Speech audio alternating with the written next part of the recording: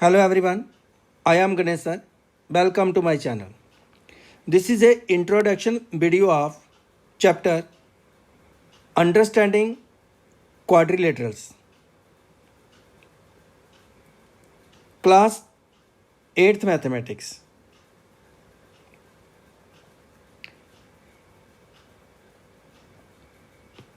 इस वीडियो में हम चैप्टर 3 अंडरस्टैंडिंग क्वाड्रिलेटरल्स के रिलेटेड एक्सरसाइजेस में जो भी क्वेश्चंस आएंगे उनको हम यहाँ पे समझेंगे। पहले हम करते हैं कि ये अंडरस्टैंडिंग क्वाड्रिलेटरल्स का मीनिंग क्या है। अंडरस्टैंडिंग मीन्स समझना। किसको समझना है? क्वाड्रिलेटरल्स को, कि क्वाड्रिलेटरल्स के बारे में हमें समझना है, जो चैप्टर का नाम है। क्वाड्रिलेटरल्स क्या है? क्वाड 4 और लेटरल्स मीन्स साइड्स। इसका मीनिंग यह हो गया कि क्वाड्रिलेटरल्स क्या हुई? ऐसी फिगर जिसकी 4 साइड्स होंगी। 4 साइडेड फिगर को हमें इस चैप्टर के अंदर समझना है। क्वाड्रिलेटरल हो गई a close figure made up of 4 sides is known as quadrilateral. कोई भी फिगर जिसकी 4 साइड्स होंगी उसको हम क्वाड्रिलेटरल कहेंगे। जैसे यहाँ पे जो फिगर जो है इसकी 4 साइड्स हैं। अब वो 4 साइड्स कैसी होनी चाहिए? क्लोज फिगर होनी चाहिए। इसको समझेंगे क्लोज फिगर क्या है। इसके पहले हम यहाँ पे जो अगर क्वाड्रिलेटरल को लेते हैं ए बी सी डी, कि हमारे पास जो क्वाड्रिलेटरल है ए बी सी डी, इसकी कितनी साइड्स आ गई? 4 साइड। कौन कौन सी साइड आ गई? A B, B C, C D और A D. A quadrilateral has 4 sides. इसकी कितनी साइड्स आ गई? 4 साइड्स। एक क्वाड्रिलेटरल हैज डैश एंगल्स। कितने एंगल्स हैं? 1 2 3 4। एंगल ए है, एंगल बी है, एंगल सी और एंगल डी। जितनी साइड्स होंगी फिगर की उतने ही एंगल्स होते हैं। क्लोज फिगर कोई भी होगी, जितनी साइड्स होंगी उसकी उतने ही एंगल्स होंगे। तो क्वाड्रिलेटरल की कितनी साइड्स हैं? 4 हैं। तो इसलिए इसके एंगल्स भी कितने होंगे? 4 होंगे। एक क्वाड्रिलेटरल हैज वर्टिसेस। और कितने वर्टिसेस होंगे इसके? 4 वर्टिसेस। ए वर्टेक्स, बी वर्टेक्स, सी वर्टेक्स और डी वर्टेक्स। इसके यहाँ पे 4 वर्टेक्स आ गए। सभी एंगल्स का सम, यहाँ पे angle A, angle B, angle C और एंगल डी, इन सभी एंगल्स का सम, जो इंटीरियर एंगल्स आ गए, कोई भी क्वाड्रिलेटरल होगी उसके सभी एंगल्स का सम कितना होगा? 360 डिग्री होगा। तो ये थी प्रॉपर्टीज ऑफ क्वाड्रिलेटरल कि क्वाड्रिलेटरल की सभी साइड्स क्लोज्ड हैं, उनके एंगल्स का सम 360 डिग्री है, 4 एंगल्स हैं, 4 ही वर्टिसेस हैं।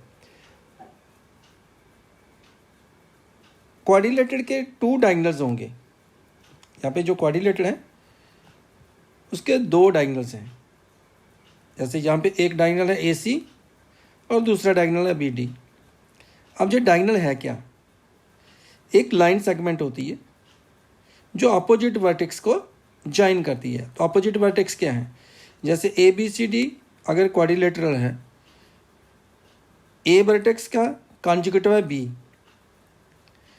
और ए का अपोजिट है सी, कि जो साथ में जुड़ नहीं रहा है इसके। यहाँ पे ए वर्टेक्स, बी को छोड़ दे, सी वर्टेक्स, तो ये अपोजिट वर्टेक्स है। अगर इसको लाइन सेगमेंट के साथ हम ज्वाइन कर देते हैं तो ये क्या हो जाता है? एक डायगोनल। इसी प्रकार बी वर्टेक्स का अपोजिट वर्टेक्स क्या है, डी।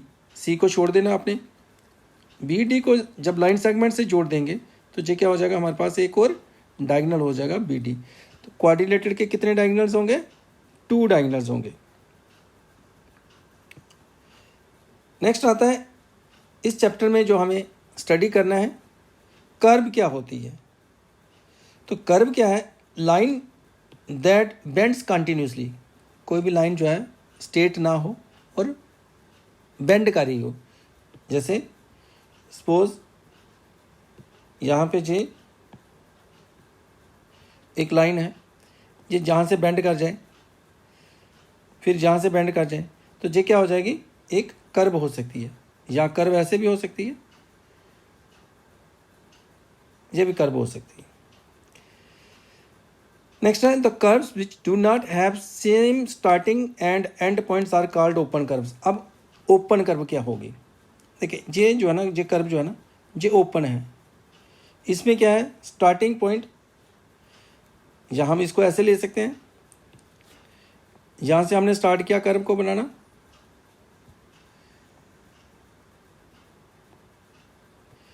इसका ये स्टार्टिंग पॉइंट है, सपोज ए स्टार्टिंग पॉइंट है, और ये जो बी है ये इसका एंड पॉइंट है। मान लेते हैं जहाँ ए बी सी और ये इसको डी ले लेते हैं। इसका जो स्टार्टिंग पॉइंट है ए है, इसको हम अगर पेंसिल से ड्रा कर रहे हैं और बिना उठाए पेंसिल इसको हम ड्रा कर रहे हैं जी, जैसे यहाँ से हम स्टार्ट किया, इसको ड्रा करते जा रहे हैं पेंसिल के साथ, और जहाँ हम पहुँच गए, ये इसका स्टार्टिंग पॉइंट और ये जो है इसका एंड पॉइंट, ये डिफरेंट है, अलग अलग हैं। तो ये कौन सी होगी, ओपन कर्व होगी।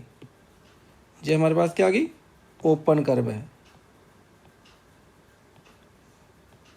अब क्लोज्ड कर्व क्या होगी, the curves which have same starting and end points are called closed curves.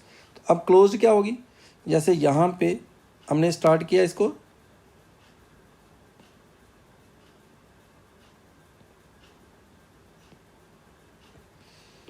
यहाँ से हमने स्टार्ट किया इस पॉइंट से, जो कर्व ड्रा कर रहे हैं हम,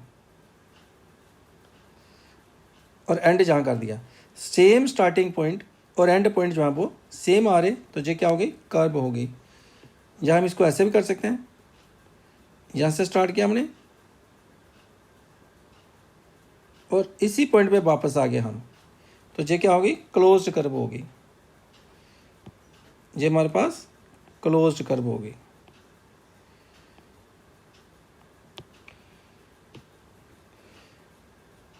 नेक्स्ट आता है सिंपल कर्व क्या होती है और सिंपल क्लोज्ड कर्व क्या होती है। सिंपल कर्व और सिंपल क्लोज्ड कर्व, ये हमारे पास क्लोज्ड कर्व है, और ये सिंपल भी है। सिंपल क्यों है कि कर्व जो है इट्स सेल्फ क्रॉस नहीं हो रही है, ऐसे यहाँ से। ये सिंपल क्लोज्ड कर्व है हमारे पास, जैसे यहाँ से हम ये कर्व ड्रा करें, किसी भी ढंग से हम इसको ड्रा करें, तो ये सिंपल क्लोज्ड कर्व है, सिंपल क्लोज्ड कर्व। और ये क्यों सिंपल क्लोज्ड कर्व होगी कि जब हमने इसको ड्रा किया तो ये कर्व क्रॉस नहीं हो रहे कहीं भी, इट्स सेल्फ क्रॉस नहीं हो रही है। क्रॉस का मीनिंग मैं जहाँ पे बताता हूँ कि जो क्लोज्ड कर्व तो है लेकिन सिंपल नहीं है। जैसे यहाँ पे ये कर्व हम ड्रा करें, ये क्रॉस कर रही है ऊपर से, इसके क्लोज्ड तो है ये लेकिन सिंपल नहीं है, ये नॉट सिंपल क्लोज्ड कर्व। ये आपको इस चैप्टर के अंदर स्टडी करना है। नेक्स्ट आता है हमारे पास पॉलीगॉन क्या होती है। देखिए ये जो कर्व हम ड्रा कर रहे हैं इसके अंदर लाइन सेगमेंट्स हैं। जब हम क्लोज कर्व बनाएंगे, जैसे यहाँ पे जो बना रहे हैं हम क्लोज कर्व हैं, लेकिन ये किससे बनी हुई है, लाइन सेगमेंट से। जिसमें लाइन सेगमेंट्स से क्लोज कर्व होगी वो क्या होगी, पॉलीगॉन होगी। A simple close curve made up of only line segment is called polygon. तो पॉलीगॉन क्या होगी, जिसमें कर्व जो है क्लोज्ड है ऐसे यहाँ पे, और लाइन सेगमेंट से बनी हुई है, ये क्लोज आ रही है हमारे पास, क्लोज कभी नहीं, ओपन नहीं होने चाहिए, उसके एंड जो है वो जुड़े होने चाहिए। तो ये क्लोज कर्व आ गई, और साथ में ये क्या हो गया, पॉलीगॉन है इस वक्त। क्यों पॉलीगॉन है, क्योंकि जो कर्व बनी हुई है ये लाइन सेगमेंट से बनी हुई है, तो इसको बोलेंगे हम पॉलीगॉन। अब पॉलीगॉन की टाइप्स होंगी, क्लासिफिकेशन होगी। जैसे यहाँ पे पॉलीगॉन में कितनी साइड्स हैं, 3। यहाँ पे कितनी साइड्स हैं, ये इसकी 3 साइड्स हैं, तो इसको हम क्या बोलेंगे, ट्राइंगल बोलेंगे, ट्राइंगल हो जाएगी। जिस पॉलीगॉन की 3 साइड्स होंगी वो ट्राइंगल होगी। क्वाड्रिलेटरल का तो मीनिंग हमने समझ लिया कि जिस पॉलीगॉन की 4 साइड्स होंगी वो क्वाड्रिलेटरल होगी। तो जब 4 साइड्स, जैसे कोई भी क्लोज कर्व हो, लाइन सेगमेंट से बनी हो और उसकी 4 साइड्स होंगी, तो वो क्या होगी, क्वाड्रिलेटरल होगी। इसी प्रकार जिसकी 5 साइड्स होंगी वो क्या होगी, पेंटागन होगी। 5 साइड्स में जैसे यह एक साइड, दूसरी साइड, या तीसरी साइड, चौथी साइड और ये 5वीं साइड, तो ये क्या हो जाएगी, पेंटागन होगी। इसी प्रकार हेक्सागन होगी, जिसकी 6 साइड्स होंगी, ये 6 साइड्स हैं, और ये क्या हो जाएगी, हेक्सागन होगी। जिसकी 7 साइड्स होंगी वो हेप्टागन होगी, जिसकी 8 साइड्स होंगी ऑक्टागन होगी, जिसकी 9 साइड्स होंगी नोनागन होगी, और जिसकी 10 साइड्स होंगी वो डेकागन होगी, और जिसकी इससे ज़्यादा होंगी वो पॉलीगॉन होगी। Poly means many sides. Next आते हैं हम, जो क्वाड्रिलेटर्स हैं इसकी टाइप्स हो सकती हैं। जहाँ हम ये कह सकते हैं कि कन्वेक्स पॉलीगॉन क्या है, कनकेव पॉलीगॉन क्या है। एक convex polygon has no interior angle greater than 180 degree. ऐसी पॉलीगॉन जिसका कोई भी एंगल, जो इंटीरियर एंगल है 180 से ज़्यादा नहीं होना चाहिए, उसको बोलेंगे कन्वेक्स पॉलीगॉन। जैसे यहाँ पे ये एंगल है, एंगल बी, ये 180 से लेस है। इसी प्रकार एंगल सी 180 से लेस है, एंगल डी 180 से लेस है, एंगल ए भी 180 से लेस है। आपको 180 एंगल के लिए इस प्रकार से देखेंगे, जो भी एंगल होगा जिस स्ट्रेट जो है लाइन होती है। तो इसमें ये जो एंगल बी है, इसका जो वर्टेक्स है, एंगल ए बी सी आ रहा है, तो बी वर्टेक्स पे बना हुआ है, तो ए बी और बी सी जो है ये अपोजिट रेज नहीं है, इसलिए ये 180 एंगल से कम है। इसी प्रकार पी क्यू आर एस जो है वो कन्वेक्स पॉलीगॉन है। तो कनकेव पॉलीगॉन क्या होगी, जिसमें इंटीरियर एंगल, एक इंटीरियर एंगल उसका 180 से ग्रेटर हो। जैसे यहाँ पे देखें, अगर इस एंगल को देखें हम, इंटीरियर एंगल, ये वाला जो इंटीरियर एंगल है इसका, ये 180 से ग्रेटर है, क्योंकि 180 होता तो स्ट्रेट लाइन होती, ये स्ट्रेट लाइन होती तो 180 एंगल होता। ये 180 से एंगल जो है वो ग्रेटर है, इसलिए ये क्या है, कनकेव पॉलीगॉन। और कनकेव पॉलीगॉन को हम इस प्रकार से भी समझ सकते हैं कि जो केव होती है वो क्या होती है, गुफा, गुफा का रास्ता होता है अंदर जाने के लिए। तो जहाँ से देखें ये अंदर जाने के लिए रास्ता है इसका एक किस्म का, तो इसको हम कनकेव कह सकते हैं कि अंदर जा रही है ये। नेक्स्ट आते हैं हम रेगुलर पॉलीगॉन और इरेगुलर पॉलीगॉन क्या होती हैं। रेगुलर पॉलीगॉन के अंदर क्या होगा, a polygon is regular when all sides are equal and all angles are equal. जिस भी पॉलीगॉन की सभी साइड्स और सभी एंगल्स इक्वल होंगे उसको रेगुलर पॉलीगॉन कहें। जैसे स्क्वायर, अगर A B C D square की बात करें, सभी साइड्स इक्वल है, यहाँ पे इसकी सभी साइड्स इक्वल है, और जो एंगल्स हैं वो भी क्या है, इसके सभी इक्वल है, ऑल एंगल्स इक्वल हैं इसके 90 डिग्री। इक्विलेटर ट्राइंगल की बात करें, सभी साइड्स इक्वल हैं, और जो एंगल्स हैं इसके वो भी क्या है, 60 डिग्री है, इक्वल है सभी एंगल। तो ये हो गई रेगुलर पॉलीगॉन।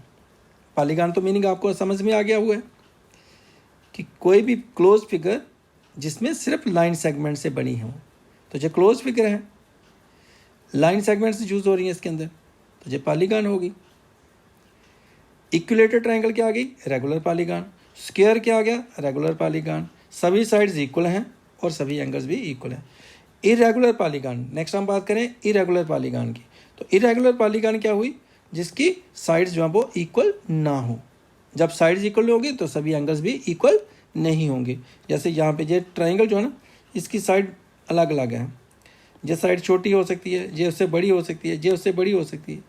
इसी प्रकार अगर हम क्वाड्रिलेटरल को देखें तो इसमें कोई भी साइड जो है वो बराबर नहीं हो सकती। हो सकता है दो बराबर भी हो, लेकिन सभी बराबर नहीं होंगे। तो जागे इरेगुलर पॉलीगॉन। अब कोई भी जो पॉलीगॉन है, जैसे यहाँ पे ए बी सी एक ट्राइंगल है और ये पॉलीगॉन है क्योंकि इसकी 3 साइड्स हैं। पॉलीगॉन आ गई, ट्राइंगल है, इसके जो एक्सटीरियर एंगल है, इस साइड को हमने प्रोड्यूस किया, इस साइड को प्रोड्यूस किया और ये साइड प्रोड्यूस की, तो इसके एंगल जहाँ पे ये एक्सटीरियर एंगल बना, यहाँ पे इसका ये एक्सटीरियर एंगल बना और ये एक्सटीरियर एंगल बना।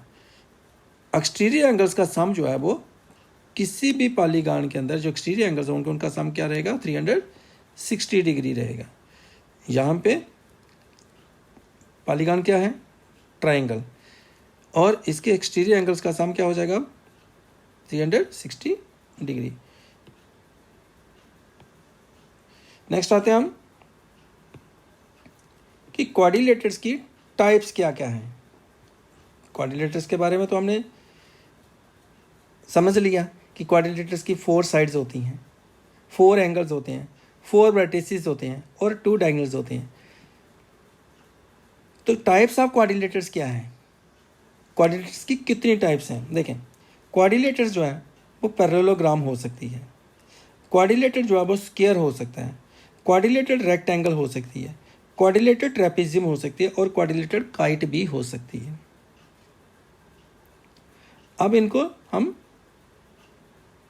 पैरेललोग्राम, स्क्वायर, रेक्टेंगल, ट्रेपेजियम और काइट का देखते हैं कि इसके अंदर इनकी क्या क्या प्रॉपर्टीज़ है। अगर ये क्वाड्रिलेटर हैं तो इनमें डिफरेंट क्या है इनके अंदर? जो क्वाड्रिलेटर समझ में आ गया कि जो क्वाड्रिलेटर्स हैं कि ये जो फिगर होगी parallelogram, square, rectangle, trapezium, kite, ये क्लोज फिगर होगी और कितनी साइड्स होंगी? इनकी भी 4 होंगी। तो फिर ये जो है स्पेशल इनका नाम क्यों दिया गया ऐसा? पहले हम करते हैं पैरेललोग्राम। देखिए पैरेललोग्राम क्या है? ये एक प्रकार की क्वाड्रिलेटर है। क्योंकि क्वाड्रिलेटर क्यों है? सबसे पहले तो हम इसको क्वाड्रिलेटर कहेंगे क्योंकि इसकी 4 साइड्स हैं, क्लोज्ड फिगर है, 4 साइड्स हैं, 4 वर्टेक्स हैं और 4 ही एंगल है, इसलिए ये क्वाड्रिलेटर तो है। अब इसको पैरेललोग्राम क्यों कहा गया? इसकी अपोजिट साइड जो है, ये अपोजिट साइड है, जैसे OL और GD अपोजिट साइड है, ये पैरेलल है। OG और LD ये इसकी अपोजिट साइड है, पैरेलल है। तो ऐसी क्वाड्रिलेटर जिसके pair of both pair of opposite side जो हैं वो पैरेलल हों, उसको हम क्या कहेंगे? पैरेललोग्राम। इसलिए क्वाड्रिलेटर में क्या हो सकता है? अपोजिट साइड जो हैं वो पैरेलल नहीं भी हो सकती हैं, लेकिन पैरेललोग्राम के अंदर क्या रहेगा? पैरेललोग्राम के अंदर उसकी अपोजिट साइड्स जो है वो पैरेलल रहेंगी। इसलिए पैरेललोग्राम को हम क्वाड्रिलेटर तो जरूर कहेंगे, लेकिन क्वाड्रिलेटर पैरेललोग्राम कब होगी? जब उसके both pair of opposite side जो वो क्या होंगे? पैरेलल होंगे। इनकी क्या प्रॉपर्टीज है पैरेललोग्राम की? इसमें क्या खास बात दी गई है? Opposite sides are equal. जो इसकी अपोजिट साइड्स होंगी वो पैरेलल तो है ही हैं, साथ में इक्वल होगी। जैसे OL और GD इक्वल होगा, OG और LD भी इक्वल होगा, अपोजिट साइड्स इक्वल होंगी। जैसे यहाँ पे ये अगर 5 सेंटीमीटर है तो ये भी 5 सेंटीमीटर होगी, अगर ये 3 सेंटीमीटर है तो ये भी 3 सेंटीमीटर होगी। एक तो जहाँ पे ये इसकी प्रॉपर्टीज आएगी, अपोजिट साइड्स आर पैरेलल भी हैं, अपोजिट साइड्स आर इक्वल भी हैं, अपोजिट एंगल्स आर इक्वल। अब इसके अपोजिट एंगल जो होंगे वो भी इक्वल होंगे। अपोजिट एंगल्स क्या होंगे? जैसे एंगल O और एंगल D ये भी इक्वल होगा, और एंगल G और एंगल L जो है जे भी इक्वल होगा, means angle O is equal to angle D होगा और एंगल जी जो है वो एंगल एल के इक्वल होगा। नेक्स्ट इसमें क्या आ जाएगा, इसी की property, diagonals bisect each other, ये इसका डायगोनल है और ये दूसरा डायगोनल, क्योंकि पैरेललोग्राम के दो ही डायगोनल होंगे, क्योंकि क्वाड्रिलेटरल है ये, तो क्वाड्रिलेटरल के दो डायगोनल्स होते हैं। अब पैरेललोग्राम के जो डायगोनल्स हैं उनकी क्या प्रॉपर्टी आ रही है कि diagonals bisect each other. Bisect का मीनिंग जहाँ पे क्या हो गया कि दोनों डायगोनल आपस में बाइसेक्ट हो रहे हैं, हाफ हो रहे हैं। मीन ये जो डायगोनल है ओ डी वो ओ पॉइंट पे बाइसेक्ट हो रहा है। इसका मीनिंग ओ ए और ओ डी सेम है, ओ जी और ओ एल सेम है। ओ डी यहाँ पे हमने ओ ऑलरेडी नाम दे दिया, इसलिए मैं यहाँ पे कोई और नाम दूंगा। इसका हम नाम दे सकते हैं पी दे सकते हैं। तो यहाँ पे डायगोनल जो है ओ डी और जी एल बाइसेक्ट हो रहा है किस पॉइंट पे, पी पॉइंट पे। तो ओ पी किसके इक्वल होगा, डी पी के, और जो एल पी है जहाँ पी एल किसके इक्वल होगा, पी जी के जहाँ पे इक्वल होगा। तो हम इसको O P is equal to D P लिख सकते हैं और जी पी जहाँ पी जी किसके इक्वल होगा, पी एल के, क्योंकि डायगोनल जो है वो बाइसेक्ट कर रहे हैं। इसका मीनिंग कि कोई भी पैरेललोग्राम होगी उसकी अपोजिट साइड्स जो हैं वो इक्वल होंगी, अपोजिट साइड्स उसकी पैरेलल होंगी, अपोजिट एंगल्स उसके इक्वल होंगे, डायगोनल्स जो हैं वो बाइसेक्ट करेंगे। तो जी आगे हमारे पास पैरेललोग्राम। नेक्स्ट हम लेते हैं स्क्वायर, कि स्क्वायर क्या है। देखें जो स्क्वायर है, स्क्वायर भी एक क्वाड्रिलेटरल है, लेकिन स्क्वायर जो है वो पैरेललोग्राम भी है। अब क्यों पैरेललोग्राम होगा, क्योंकि पैरेललोग्राम की अपोजिट साइड्स क्या होती हैं, पैरेलल होती हैं। तो स्क्वायर में भी अपोजिट साइड्स क्या होंगी, पैरेलल होंगी। ए डी किसके पैरेलल होगी, बी सी के, ए बी किसके पैरेलल होगी, सी डी के। और पैरेलल को हम ऐसे भी लिख सकते हैं कि जो ए डी है वो किसके पैरेलल है, बी सी के, और जो ए बी साइड है वो किसके पैरेलल है, डी सी के। इसी प्रकार इनकी जो अपोजिट साइड्स हैं वो इक्वल भी हैं। जैसे अपोजिट साइड्स हमने पैरेलल कहा, इसी प्रकार अपोजिट साइड जो है वो इक्वल भी हैं, और इनके जो अपोजिट एंगल्स हैं वो भी क्या है, इसके इक्वल हैं, क्योंकि जो पैरेललोग्राम है, स्क्वायर जो है वो पैरेललोग्राम है। इसके जो अपोजिट एंगल्स हुए बी और डी वो भी इक्वल हुए। इसका जो डायगोनल होगा स्क्वायर का वो भी बाइसेक्ट करेंगे, डायगोनल्स ऑफ स्क्वायर भी बाइसेक्ट करेंगे। जैसे पैरेललोग्राम के डायगोनल बाइसेक्ट करें हैं, सेम इसी प्रकार स्क्वायर के डायगोनल भी जो हैं वो बाइसेक्ट करेंगे।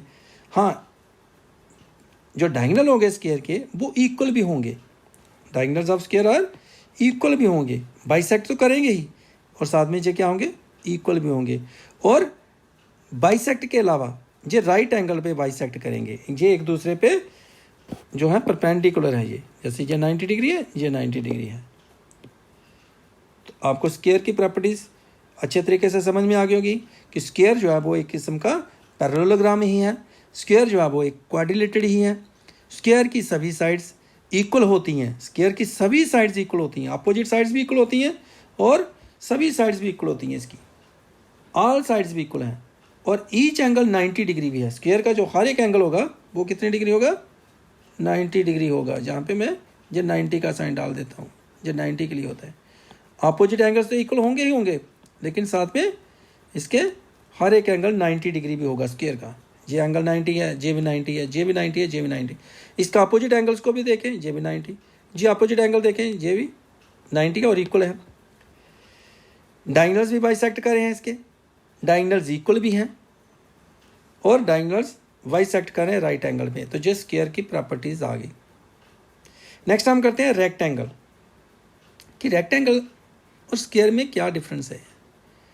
देखिए, रेक्टेंगल भी एक किस्म की पैरेललोग्राम है। रेक्टेंगल क्वाड्रिलेटरल भी है, रेक्टेंगल पैरेललोग्राम भी है, और रेक्टेंगल जो है वो अपोजिट साइड्स उसकी इक्वल भी हैं, अपोजिट साइड्स उसकी पैरेलल भी हैं। उसका हर एक एंगल जो है वो 90 डिग्री है, जैसे स्क्वायर का है। जिस प्रकार से स्क्वायर का एंगल हर एक 90 है, इसका भी 90 डिग्री है।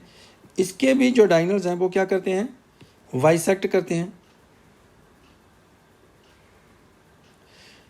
डायगोनल्स इसके भी इक्वल होते हैं, जो स्क्वायर के जैसे स्क्वायर के डायगोनल इक्वल हैं, रेक्टेंगल के डायगोनल्स भी क्या हैं, इक्वल हैं, और बाइसेक्ट भी कर रहे हैं।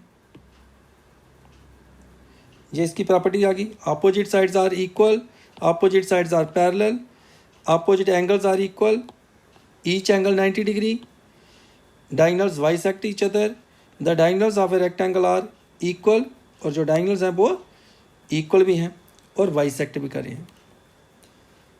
देखिए जो रेक्टेंगल है वो स्क्वायर नहीं हो सकता है, लेकिन स्क्वायर जो है ना वो रेक्टेंगल हो सकती है। जी आपको चैप्टर के अंदर इसको भी स्टडी करना है।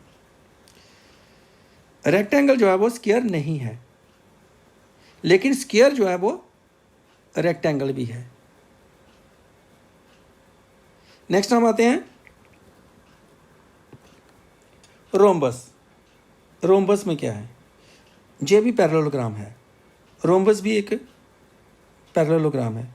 क्योंकि पैरेललोग्राम क्यों है जी, इसकी अपोजिट साइड जो है वो इक्वल है, अपोजिट साइड्स इक्वल भी हैं, अपोजिट साइड्स पैरेलल भी हैं, और रोम्बस की भी सभी साइड्स जो हैं वो इक्वल होती हैं। जैसे स्क्वायर की सभी साइड्स इक्वल होती हैं, इसकी भी सभी साइड्स इक्वल होती हैं।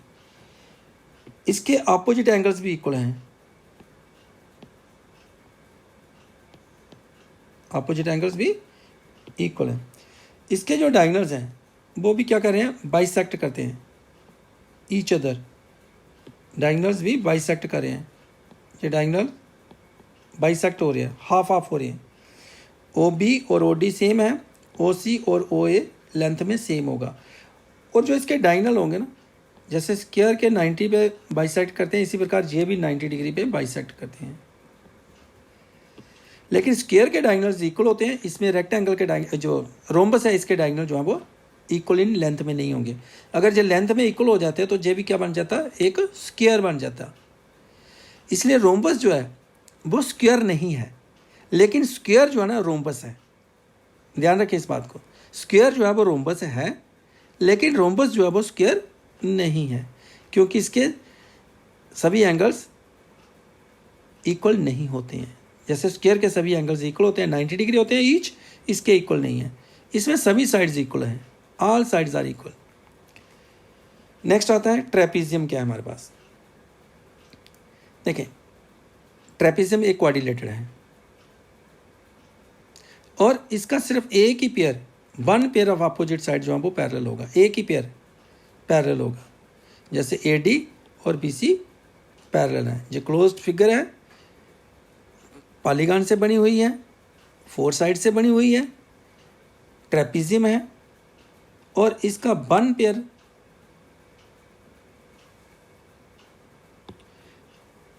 पेयर ही साइड्स का पैरेलल है। तो quadrilateral having one pair of parallel sides is a trapezium. Simple एक ही पेयर पैरेलल होगा, जैसे ए डी और बी सी पैरेलल है इसका। जहाँ पे मैं इसका बताता हूँ कि ए डी जो है वो बी सी के पैरेलल। नेक्स्ट आता है काइट। क्या है, तो काइट भी क्वाड्रिलेटरल है। क्वाड्रिलेटरल क्यों आ रही है, क्योंकि इसकी फोर साइड्स हो रही हैं, और इसकी जो फोर साइड्स हैं उसमें क्या होगा, काइट के अंदर quadrilateral, a quadrilateral with two pair of adjacent sides equal but unequal opposite sides. ऐसी क्वाड्रिलेटरल जिसकी एडजेसेंट साइड्स का जो पेयर है, टू पेयर्स इक्वल होने चाहिए, लेकिन अपोजिट साइड जो है वो अनइक्वल होनी चाहिए। जैसे ए बी सी डी, इसकी यहाँ पे मैं आपको बताऊँ, ए बी और ए डी इक्वल है। यहाँ पे इसका जो वन पेयर ए बी और ए डी है, एडजेसेंट साइड्स हैं, ये एडजेसेंट क्या होती हैं, जो साथ साथ में जुड़ी हैं, ये इक्वल है। इसी प्रकार बी सी और जो सी डी है, बी सी और सी डी ये एडजेसेंट साइड का पेयर है, ये भी इक्वल है। तो कितने एडजेसेंट पेयर्स इक्वल हो गए, ए बी और ए डी एक, बी सी और सी डी दो हो गए। अपोजिट जो साइड्स हैं वो अनइक्वल है, जैसे ए बी और सी डी अनइक्वल है, ये और ये बराबर नहीं है। इसी प्रकार ए डी और बी सी भी बराबर नहीं है। तो ये रिलेटेड था हमारे चैप्टर अंडरस्टैंडिंग क्वाड्रिलेटर्स के।